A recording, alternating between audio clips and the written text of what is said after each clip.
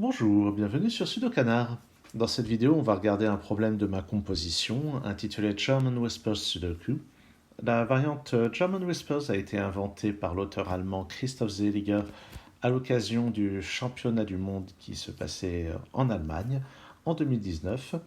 Et à l'époque, il avait dessiné un contour de la carte d'Allemagne.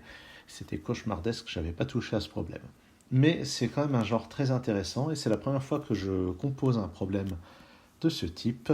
On voit que ça dessine les lettres U, P et S.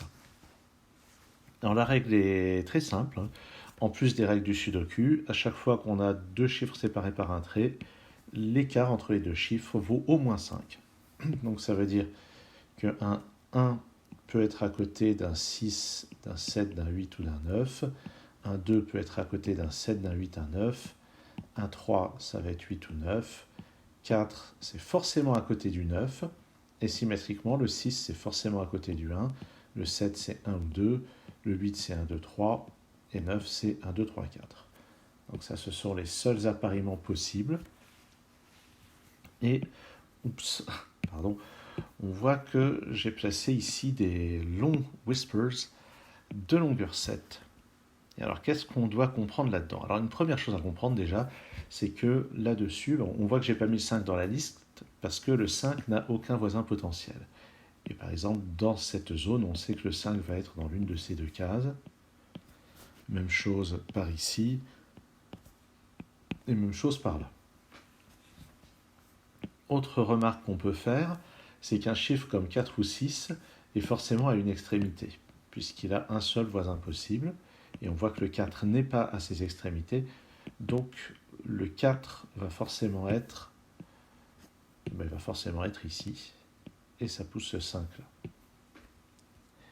Et par conséquent, donc, le chiffre 6, lui, doit être à une extrémité, il ne peut pas être à celle-là, donc il va être ici. Il est forcément à côté du 1, et il nous reste à placer les autres chiffres ici. Ce qu'on peut remarquer sur une ligne comme ceci aussi, c'est qu'il va y avoir une alternance entre grands chiffres et petits chiffres.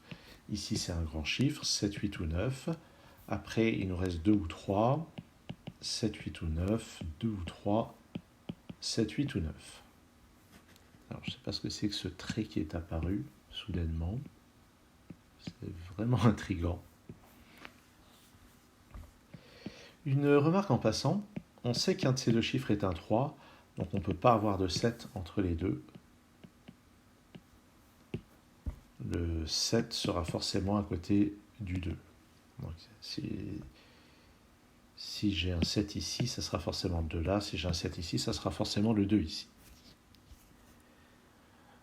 Bon, et en fait, donc, le long d'un whisper de taille 7, comme je viens de disposer 3 ici, on aura forcément quelque chose de ce type-là, ou le schéma symétrique qui commence par un 4 et qui va faire 4, 9, petit chiffre, grand chiffre, petit chiffre, grand chiffre, petit chiffre, et puis à ce moment-là, on aura 5 et 6 en dehors. Et en particulier, ici, les chiffres vont forcément être parmi 4, 5 et 6, et on sait qu'il y a un 5 parmi eux. Même chose là-dedans. Ensuite, qu'est-ce qu'on va voir? Ici, on a un whisper un peu plus petit, mais ce qu'on peut remarquer, c'est que sur cette ligne, on a déjà ces trois chiffres qui sont trois petits chiffres. Ce qui veut dire que là, là, là et là, il ne peut plus y avoir qu'un seul petit chiffre. Et là-dessus, on a une alternance, donc le petit chiffre est forcément au milieu. Celui-ci, c'est un 2 ou un 3. Et maintenant, ces trois-là sont des gros chiffres. Donc ici, ici et là. On peut remarquer qu'ici et là, ça ne peut pas être le 6. Ici, ça ne peut pas être le 6 parce qu'il faudrait un 1 là et là. Donc ces trois chiffres sont 7, 8 et 9.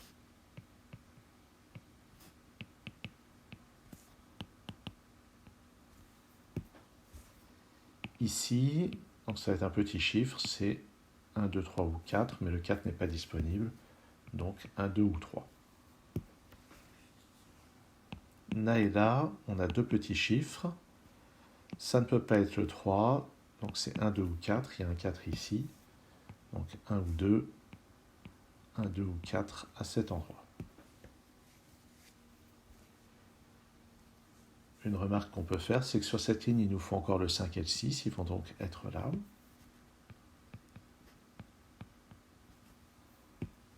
On a 5 et 6 là-haut, 5 et 6 là. Donc sur la troisième ligne, 5 et 6 sont forcément dans ces deux cases.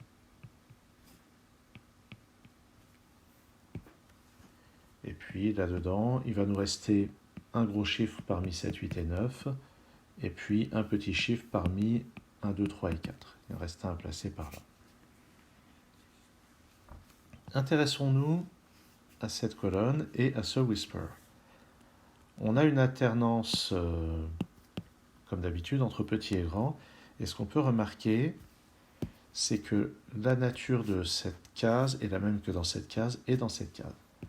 Donc ces deux-là sont ou bien tous les deux petits ou bien tous les deux grands. Mais dans cette colonne, on a déjà 3 chiffres qui sont petits. Donc ceux-là sont forcément des grands chiffres. On va donc avoir des chiffres parmi 6, 7, 8 et 9 dans ces 4 cases. Donc je vais noter ça avec un G. Et puisqu'il y a les 4 grands chiffres 6, 7, 8, 9, il y a forcément le 6 à l'une des deux extrémités. Mais n'oublions pas que le 6 est accompagné d'un 1, donc ça ne sera pas ici. Je ne peux pas mettre le 6 ici, ça placerait un 1 là qui clasherait. Donc le 6 est à l'autre extrémité. Et les 3 autres gros chiffres sont 7, 8, 9 répartis sur les autres cases. J'ai automatiquement le 1 ici.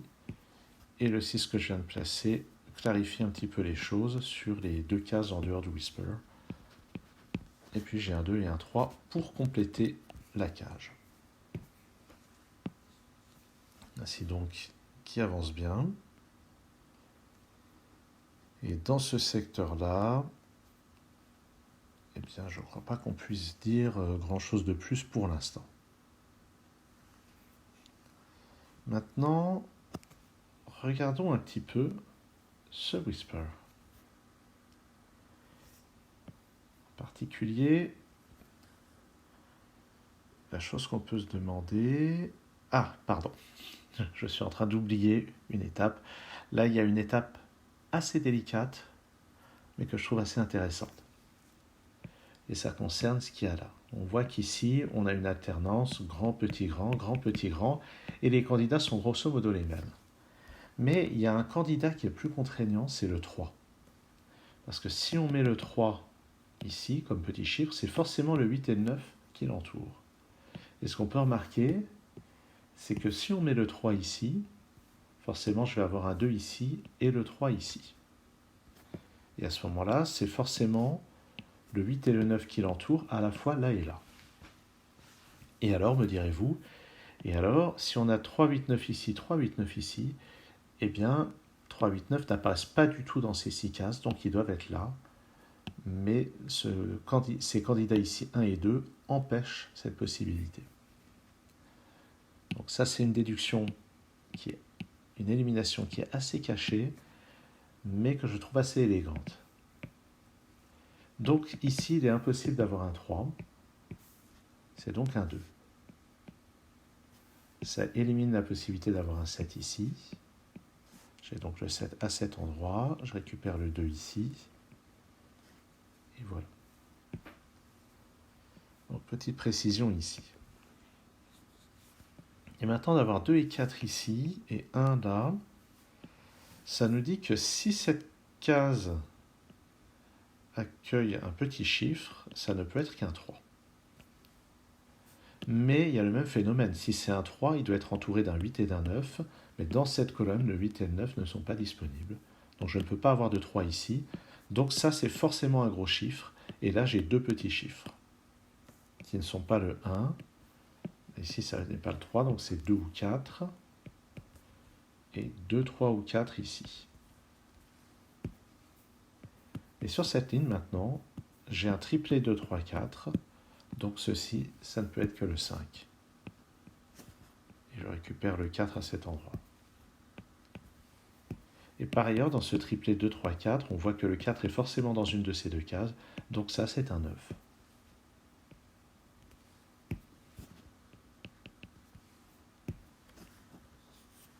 Autre remarque, un de ces deux chiffres est un 3, donc ça ne peut pas être un 7.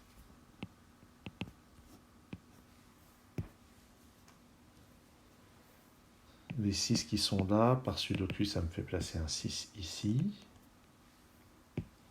Par ailleurs, si on regarde bien, sur cette ligne, il nous manque 6, 7 et 8 dans ces cases.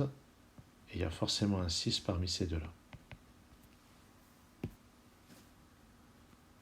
Une autre remarque qu'on peut faire, c'est que le 1 n'est pas là. Donc il faut avoir un 1 parmi ces deux cases et un 1 parmi ces trois cases. Alors pourquoi est-ce que c'est intéressant de savoir ça? On avait réussi à déterminer quel chiffre parmi 4 et 6 est lu sur l'une des extrémités sur ce whisper et ce whisper. Et là-dedans, pour le moment, on ne le sait pas. Mais ce qu'on sait, c'est que le 4 ne peut pas être à cette extrémité. Et sachant que le 1 n'est pas là, le 6 ne peut pas être à cette extrémité. Ce qui fait qu'il y a a priori deux options. Je vais les noter dans deux couleurs différentes. Ou bien j'ai le 6 ici avec un 1 là. Ou bien j'ai un 4 ici avec un 9 là. Et on va voir de quelle manière ça intervient un petit peu plus tard. Avant ça, j'aimerais qu'on jette un coup d'œil à cette colonne. On a déjà 5 chiffres de placer sur cette colonne. Il nous reste à placer 1, 3, 7 et 8. Ce 1 nous dit que les candidats ici sont 3, 7 et 8. Ici, à cause de ce 3, il nous reste 1, 7, 8. Et puis donc 1, 3, 7, 8 en ces deux positions. Mais on peut observer qu'ici, les chiffres ne sont pas tous possibles. Parce que le chiffre qui est là doit avoir deux voisins disponibles parmi ceux-là. Et on peut voir que le 3 ne marcherait pas. Le 3 ne peut avoir que 8 comme voisin parmi ceux-là. Le 7 ne marche pas non plus, il ne peut avoir que 1 comme voisin parmi ces chiffres. Donc ça, c'est forcément 1 ou 8. Et on voit que si on est dans l'hypothèse avec le 1 et 6, ça sera le 8 à cet endroit. Alors, qu'est-ce qu'on va pouvoir faire pour trancher? Eh bien, le 3 qui est ici, le potentiel 3 qui est là, ça peut nous mettre la puce à l'oreille sur le rôle clé que va jouer le 3 dans le fait de lever l'ambiguïté sur ce qui se passe par ici. Alors, comment ça? Eh bien, regardons en fait dans les deux éventualités comment vont être répartis les chiffres. Si je mets 1 et 6 ici, je vais avoir grand, petit, mais le petit ici, ça ne peut pas être le 2, et ça ne peut pas être le 4, puisqu'il faut deux voisins. Donc dans cette éventualité rouge, j'ai le 3 dans cette position. Ce qui ensuite force un 1 ici, mais ce n'est pas ça mon propos. Si maintenant je regarde ce qui se passe dans le scénario en mauve ici. Si je mets un 4 ici, à ce moment-là, l'alternance, c'est petit, grand, petit, grand, petit, grand. Alors, pardon, petit, grand, petit, grand, petit, grand, petit. Donc on va avoir 4 petits chiffres, et le 3 n'étant pas là, il va forcément être dans une de ces deux positions. Donc ce qu'on constate, c'est que, quel que soit celui des deux scénarios ici qui est retenu, de toute façon, on va avoir un 3 sur cette ligne, ce qui fait que je ne peux pas avoir le 3 ici. Ça, je pense que c'est l'étape la plus difficile de la résolution. Je pense que ça n'est pas la seule manière de résoudre le problème, mais c'est vraiment celle qui me semble la plus difficile. Et maintenant, sur cette colonne, le 3 est forcément ici. Et ça va avoir plusieurs répercussions. La première, c'est que la seule manière de réaliser ceci, c'est d'avoir le 1 au milieu. Et ce 1 va avoir une répercussion sur tout ceci. Mais avant de passer à cette répercussion, qui nous dit que finalement, c'est le scénario en violet qui est à sélectionner, je voudrais remarquer que ce 3 élimine le 3 ici et nous permet de le placer là. Donc là, j'ai mes deux candidats 2 et 4. Je récupère le 3 tout au bout. Maintenant, ce 3 force ceci à être un 8. J'en déduis aussi ce 2, ce 9 et ce 7. Et ce 9 va éliminer le 9 tout en haut de la colonne. Et maintenant que ça n'est plus un 9, ça ne peut plus être un 4. Et D'après ça, ça n'est pas un 2 non plus, donc c'est un 1. Et je récupère le 2 tout en haut. Pour cette partie-là, je crois que c'est tout.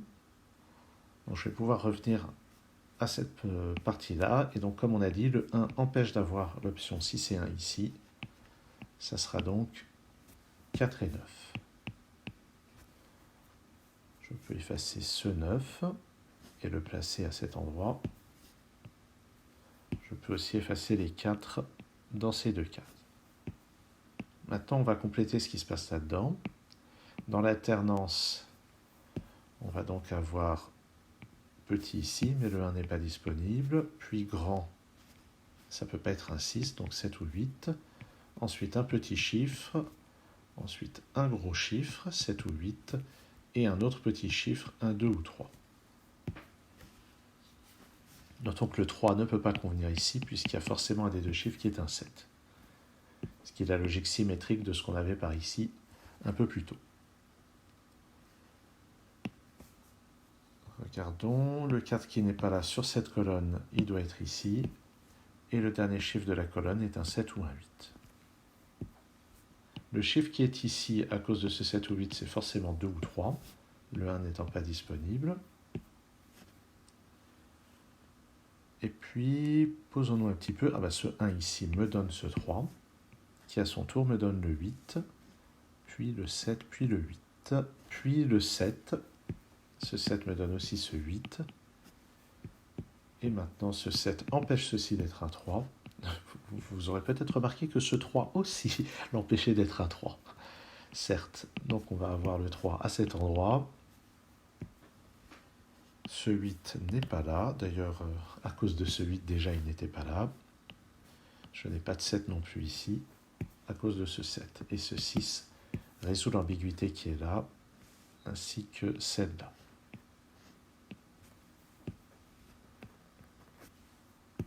Donc là, les choses vont tomber petit à petit.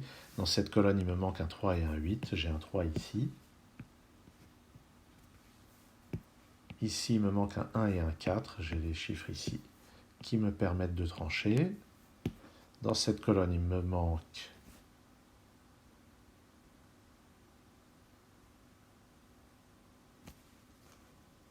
qu'est-ce que j'ai fait?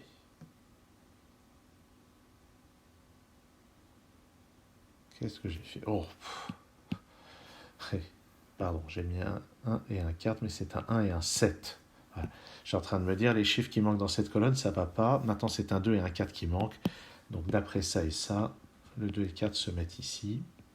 9 et 5 là. Par ici, il me faut un 5 et un 7. J'ai un 7 là.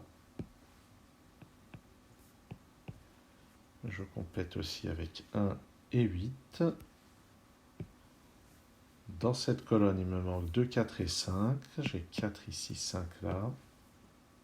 Donc 5 là, 2 ou 4 ici. On n'a pas encore tout à fait terminé. Mais maintenant, ça n'est quasiment plus que du sudoku classique. Sur cette ligne, il me manque 8, 9 et 3. J'ai un 3 ici. Donc 3 ici, 8 ou 9. En dessous, il me faut un 4 et un 9. Ici, le 8 étant là, ça va résoudre tout ça. Un 8 ici. 9 là, 8 là. Oups.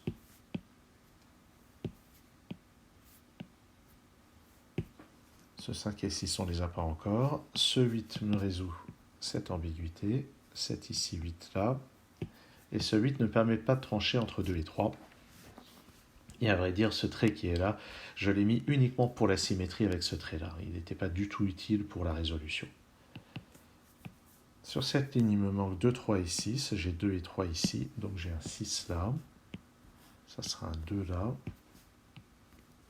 Le 6 résout la paire du haut.